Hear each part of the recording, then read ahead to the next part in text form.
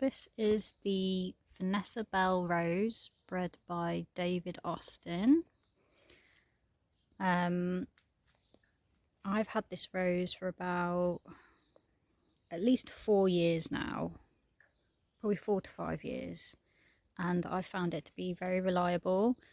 I haven't had any issues with disease or anything like that. So I think in terms of health and vigour, I do think this is a good rose, or it has been for me. For me personally, I love this rose for the colour because I'm a big fan of yellow, but even if you're not a big fan of yellow, I don't think you'd struggle to like this because it is a very pale, soft yellow. And as it ages, it turns more white, really, as you can see. So this one's quite newly opened. So you can see it's got a very rich yellow centre, but then the older ones, yeah, you can see they're much paler. So this is just having its first good flush now. We're in mid-June. And this rose, originally I had it in a pot. It is meant to be good for pots, and it outgrew that pot. I think it is fine in a pot, but it just needs to be a good size one, really. And yeah, since I put it in the ground, it's been fine. Looks very healthy. It has got quite a few aphids on it, I will add. That's not obviously anything to do with the rose. That's just, my garden does seem to have a lot of aphids at the moment, and I'm not overly worried. I don't spray my roses or anything, and I've seen a lot of birds actually hanging around this area eating the bugs off the roses and other plants. So for me, I don't find that the bugs cause any particular issue with these plants. If they're on things like my chilies, obviously that's a bit more concerning. However, just to explain, the aphids, I'm not overly worried about them. And as you can see, they don't seem to harm the flowers at all. I'll try and find some more blooms.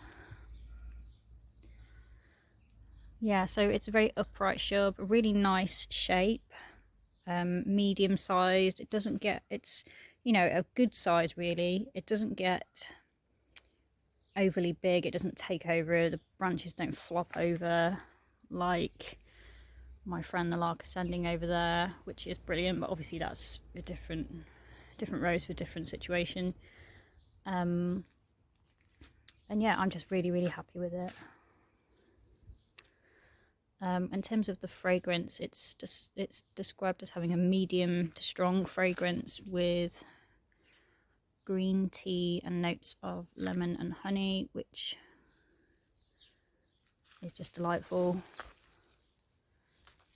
Try and find some more blooms down there. So yeah, it definitely is one that I would recommend for obviously its beauty, but also its health and its habit as well. I haven't actually tried cutting these blooms to bring indoors. I probably will try it.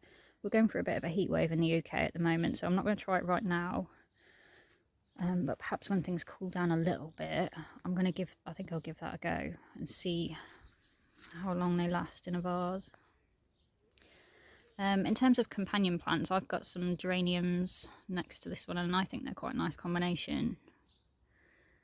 I think this pink is quite a nice colour with the yellow. Purple's obviously really nice as well. So like purple salvias would be nice. Maybe verbena. Yeah, I've always been a big fan of yellow and purple together actually, but these geraniums, actually I did plant them there, but they've self-seeded and taken over, but I'm quite happy with them. I think they're doing quite a nice job there together.